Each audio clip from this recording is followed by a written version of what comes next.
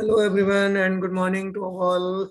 Now this is Brijesh Singh and I am with you with another topic of income tax law and practices. Unit second topic is income exempted from tax. तो ऐसी कौन कौन सी income है जो tax में नहीं आती हैं या कुछ उसमें एग्जम्पशन आपको मिला हुआ है आता है, तो ये सेक्शन 10 से रिलेटेड एग्जम्पशंस होती हैं जिनको हम इसमें देखेंगे, जो कि जो है टोटल इनकम का पार्ट नहीं मानी जाती है और उनका किस तरीके से ट्रीटमेंट किया जाता है जब भी हम कैलकुलेशन करेंगे computation of total taxable income and tax liability, तो उस समय ये सब चीजें आपको काम आएंगी। तो ये अनदर इम्पोर्टेंट पार्ट है। Income which do not form A part of total income, ऐसी कौन कौन सी इनकम है जो टोटल इनकम का पार्ट नहीं होती हैं या नहीं हो सकती हैं। तो यहाँ एग्जाम्पशंस आप देखेंगे तो बहुत सारी चीजें हम बात करेंगे। Tax is calculated on the income earn in the previous year. ये आपको पता है कि जो भी टैक्स हम कैलकुलेट करेंगे वो प्रीवियस ईयर की इनकम पे होता है। For providing the relief to tax payers from payment of tax, income tax law contains the certain provision relating to the exemption and deduction. तो एग्जम्पशन डिडक्शन से related बहुत सारे प्रोविजंस जो income tax ने बनाए हैं, but in that particular session I discuss with you the only the exemptions. So exempted income means the income which are not charged to tax. Exempted income वो income है जिसपे कोई tax charge नहीं होता है। Under Income Tax Act, Section 10 provides for the income which exempted from levy of income tax, for example scholarship। ठीक है, तो इस तरह की इनकम है जिसपे कि जो टैक्स नहीं होता है, जैसे कि एग्रीकल्चर इनकम है उस पर आपका टैक्स नहीं होता है। तो इस तरह की कई सारी इनकम्स हैं तो जिन पर टैक्स नहीं लगता है, तो उनको हम यहाँ डिस्कस करेंगे। फर्दर डिडक्शंस क्या होती हैं ये भी हम आपको बता देते हैं, लेकिन अभी डिस्कस नहीं करेंगे इसको। Deduction means the amount which needs to be included in the income first and then they are allowed for deduction in full और in the part of fulfilment of the certain condition. ठीक है, तो वो deductions हैं जब मिलती हैं जब कुछ पार्टिकुलर कंडीशंस को डिडक्शंस की फुलफिलमेंट करती हैं और उसके बाद वो आपको डिडक्शंस मिल जाती है। For example deduction for payment of donation. ठीक है, डोनेशन की जो पेमेंट है अगर वो करते हैं तो वो डिडक्शंस कहलाती है। Donation under section 80G section 10 provides for the various categories of income that are exempted from tax. ठीक है, तो सेक्शन 10 ऐसे बहुत सारी कैटेगरीज की इनकम को डिस्कस करता है जो कि एग्जम्प्टेड होती है टैक्स से। तो at the end of this session student will be able to understand and the income which do not form a part of the total income। तो ये हम डिस्कस करेंगे, तो I hope you understand. So please stay there.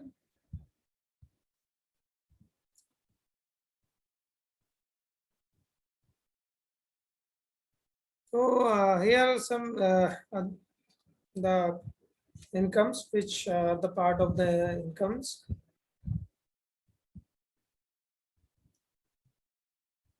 As you see this, and agriculture income, as I told you and I discussed in my previous lectures when I discussed with you the agriculture income। So income from agriculture activities and that performed in India are exempted from the tax। तो ये आपको पता है, it is comes under the section 10 subsection 1 में ही आता है। दूसरा है amount received by member of HUF, Hindu undivided families, from the income of HUF। ठीक है, हिंदू अनडिवाइडेड फैमिली का जो बिजनेस है उससे कोई इनकम उसको मिलती है। सेक्शन 10 सबसेक्शन 2 में हम देखते हैं, तो as per section 10 subsection 2 amount receive out of family income और in case of impartible estate amount receive out of income of family estate by any member of such HUF is exempt from tax. ठीक है, किसी भी member के द्वारा कोई भी income अगर उसकी इस टाइप से है और वो उस पर्टिकुलर बिजनेस से बाहर की कोई इनकम है तो वो एग्जेम्प्टेड मानी है। This allowed only when the payments are made by the HUF। ठीक है, लेकिन जब होगा कि वो पेमेंट जो है its member but out of income of the family और out of the particular state of belonging to the society. And other thing is share of the profit received and by a partner from the firm. Section 10 subsection 2A में ये आता है कि as per the section 10 subsection 2A share of the profit received by a partner from a firm is exempted in the hands of the partners, and further share of profit received by the partner of the LLP from the LLPs and will be exempted from the tax in the hands of such partner। ठीक है, जब भी जो भी partner होगा उसको जो profit अगर कोई मिलता है, this exemption is limited only to share of profit and does not apply to interest on capital। And remuneration, तो कोई भी प्रॉफिट अगर उसको मिलता है, शेयर ऑफ प्रॉफिट है फर्म से या कहीं से उसको मिल रहा है तो वो एग्जेम्प्टेड है, लेकिन इंटरेस्ट ऑन कैपिटल या ये सब चीज़ें उसमें नहीं आती है। अनदर है इंटरेस्ट टू नॉन रेजिडेंट, कोई नॉन रेजिडेंट है, सेक्शन 10 सबसेक्शन 4 में आता है, as per the section 10 subsection 4(1). In case of the non resident, any income by way of interest of certain notified securities bonds, है ना, अगर कोई है, इज एग्जेम्प्टेड फ्रॉम टैक्स। ठीक है, तो कौन नॉन रेजिडेंट पर्सन है और उसको इनकम फ्रॉम टैक्स जो है वो बॉन्ड या कोई अन्य जो इंटरेस्ट है उसको मिलता है, तो वो टैक्सेबल नहीं होता है। As per the section 10 subsection 4(2), in case of individual, any income by way of interest or money standing in his credit in the non-resident externally account in any bank in India according to the Foreign Exchange Management Act 1999 and the rules made thereunder is exempt from tax. So exemption under section 10(4)(4)(a) is available only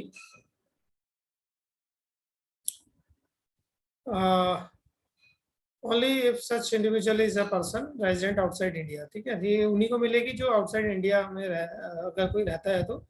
and clause section 2 और foreign exchange management act 1999, a person who has been permitted by the Reserve Bank of India maintain a aforesaid account। ठीक है, तो ये आपको ध्यान देना होगा। इस तरीके से चीजें आपको मिलेंगी यहाँ पर। इसके अलावा interest on notified saving certificate, यानी कि as per the section 10 subsection 4(b) में ही आता है, अगर in case of the individual being citizen of India और person of Indian origin who is non resident.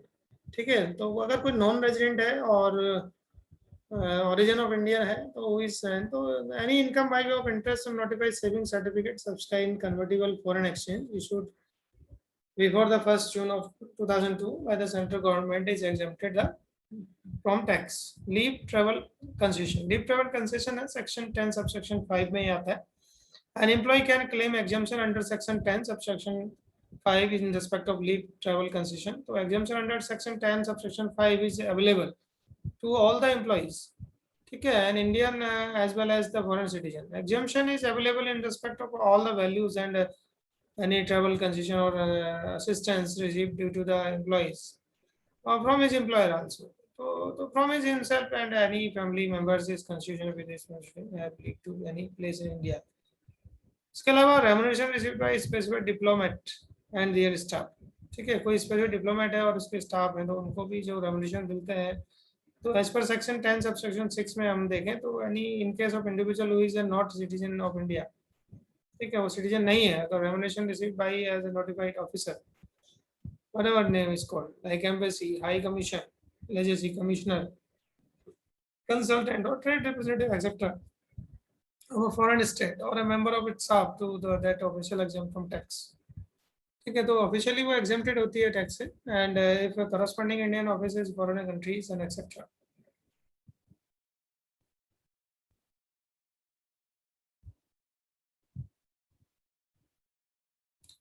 उसके अलावा salary of a foreign employees and non resident member of crew. ठीक है, foreign employees है और non resident member of a crew, section 10 subsection 6(3)(ii)(8) में ऐसे आता है। तो as per the section this remuneration received by a foreign national as employee of the foreign enterprise and services rendered by him during his stay in India is exempt from tax and provided the following condition are fulfilled। ठीक है, तो ये conditions हैं, like foreign जो enterprises है वो engage नहीं होना चाहिए किसी भी ट्रेड या बिजनेस में इन इंडिया, या उसका जो स्टे है इंडिया में not exceeding the aggregate of 90 days in such year, किसी भी साल में उसका 90 दिन से ज़्यादा जो है उसका स्टे नहीं होना चाहिए, and remuneration is not liable to deduct the income from that. So as per the section 10 and अगर हम देखें तो non resident foreign national services rendered connection employ etcetera. Remuneration of a foreign trainee अगर हम देखें तो उसकी भी जो इनकम है, तो remuneration received by foreign trainee as an employ of foreign government during his stay in India connection with the training in the establishment of offices etcetera, ये भी एग्जेम्प्टेड होती है। ठीक है, और tax paid on behalf of foreign company deriving income by way of royalty or fee of such technical, तो ये भी आप देखेंगे तो बहुत सारी जो सेक्शन 10 सबसेक्शन 6(a) में दिया गया है। तो tax paid on behalf of foreign company, ठीक है, तो tax paid by central government, state government और any Indian concern on behalf of the foreign company deriving income by way of royalty or fee for technical services is pursuance of an agreement made after the March 31st and before till this ये कहा गया है। तो government और it's approved by the central government ये होना पड़ेगा और उसके बाद एग्जेम्पशन आपको that will be exempted from tax. ठीक है, and tax paid on behalf foreign company non resident in respect of other income section 10 subsection 6B में ये आता है। अगर कोई अदर इनकम है तो सेंट्रल गवर्नमेंट जो है tax paid by central government, state government और Indian concern on behalf of foreign company non resident in respect of any income being not being a salary, royalty and fee इनको छोड़ के that will be exempted from tax in the hands of such foreign company and non resident। ठीक है, तो ये आपको देखना पड़ेगा। इसी टाइप से जो on behalf of foreign government और foreign enterprise driving income तो ये भी exempted होती है। tax technical fee received by the notified foreign company section 10 subsection 6C में आती है। technical fee है कोई, है ना, तो grant exempted from the tax is exempt in respect of income arising to notify the foreign company by way of royalty or fee technical services received in pursuance of the agreement entered into with the government for providing services in outside India in projects connected with the security। ठीक है, तो ये exempted होती है।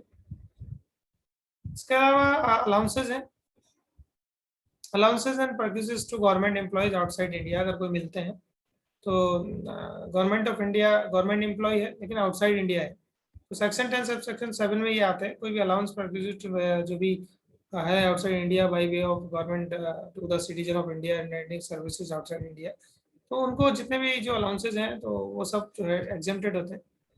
Foreign government employ under the cooperative technical assistance programme है कोई, दोनों मिलकर कोई म्यूचुअल प्रोग्राम चला रहे हैं तो उस कंडीशन में भी जो रेम्युनरेशन रिसीव होगा directly indirectly bye an individual, तो ये सब भी आपका एग्जेम्प्टेड होता है। ठीक है, तो इसके अलावा रेम्युनरेशन और फी received by non resident consultant foreign employees etcetera, तो ये भी आपका एग्जेम्प्टेड होता है। तो इसीलिए आपने देखा कि कई जगह एग्जेम्प्टेड माना गया है। Income of family member of employ serving under cooperative technical assistant programme है, कोई फैमिली मेंबर है उसको कोई टेक्निकल मिल रहा है तो और वो सेक्शन 10 सब सेक्शन 9 में जो है उसको एग्जेम्पशन मिल जाती है। ठीक है, ऐसे बहुत सारे एग्जेम्पशंस हैं आपको। एनरिचमेंट रिट्रिचमेंट कंपनसेशन है सेक्शन 10 सब सेक्शन 10B में आता है। तो as per the section 10 sub section 10B compensation received at the time of retrenchment is exempted from the tax of the extent of lower of following.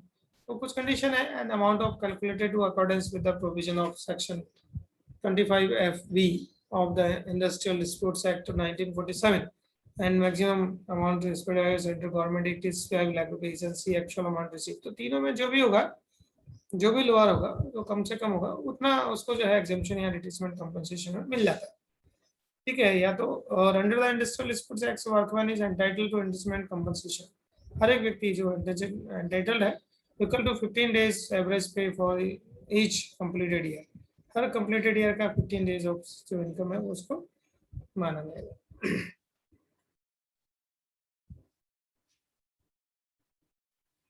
इसके अलावा compensation for Bhopal gas leak disaster है section 10 sub section 10BB में आता है। यहाँ पर भी आप देखेंगे जो कंपनसेशन है वो जो है इस आपको यहाँ पर थोड़ा सा उसका जो कंसेशन है वो भी मिलता है। तो compensation in accordance with the Bhopal gas leak disaster and received by the victims of Bhopal gas leak disaster exempt from tax, ये आपको ध्यान देना है। Compensation of on account of any disaster section 10 subsection 10B, कोई भी डिजास्टर होता है any amount received from the central government state government और local authority by an individual his और her legal heirs as compensation on account of any disaster is exempt from tax. ठीक है, जैसे कोई डिजास्टर होता है भूकंप अर्थक्वेक या फ्लड वगैरह में कोई फैमिली या जैसे हमारा जो बादल फटने की घटनाएं होती हैं ना, तो कंडीशंस में जो भी पैसा मिलता है सरकार की तरफ से वो सब एक्सेप्टेड होता है। उसके अलावा payment eight the time of voluntary retirement VRS, अगर VRS लेते हैं तो उस कंडीशन में क्या होता है,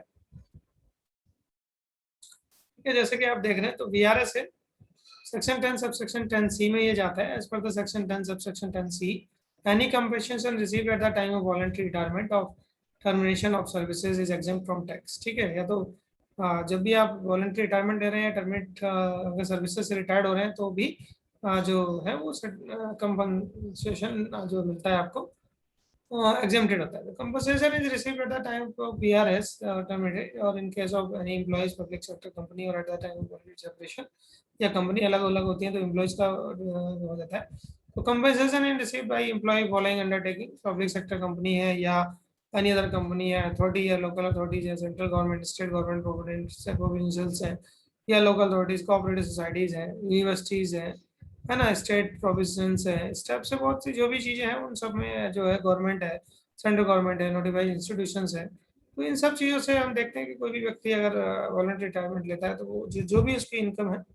अब इसमें कंपनसेशन रिसीव जो कहा है उसने कहा कि भाई income received in accordance with the scheme of voluntary retirement जो उसको सेपरेशन उसके हिसाब से मिलता है accordance with the guidance prescribe under section 2BA rule 2BA income tax rule है 2BA उसके अकॉर्डिंग उसको maximum amount of exemption 5 lakh 5 lakh तक का जो अमाउंट है वो एग्जाम्प्टेड है. Where exemption is allowed to an employee under section 10CC 10C for any assessment year. No exemption under this section shall be allowed to him or any other assessment year. तो इसके अलावा किसी अन्य साल में नहीं मिलेगी जिस साल में मिलेगा उसी साल में आपको एग्जम्प्टेड हो जाती है. ठीक है तो इस तरह की इनकम है.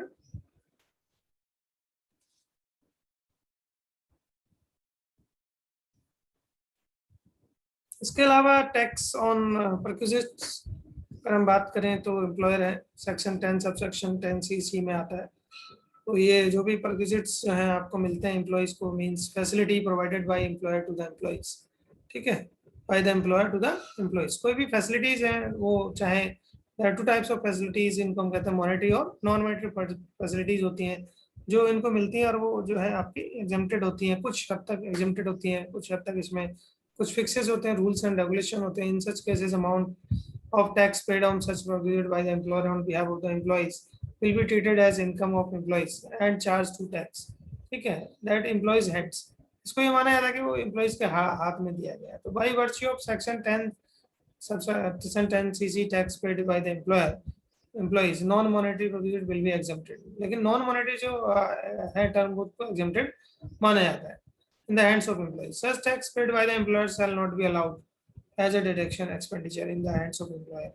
Under section 40 and section 10 subsection 10CC provides the exemption only in respect of tax of non-monetary provision. In other words, the section does not provide the exemption in respect of purchases or tax paid on monetary. तो monetary जो term है उसमें नहीं मिलता है लेकिन जो non monetary है उसमें आपको जो एग्जाम्पशन है वो मिल जाती है.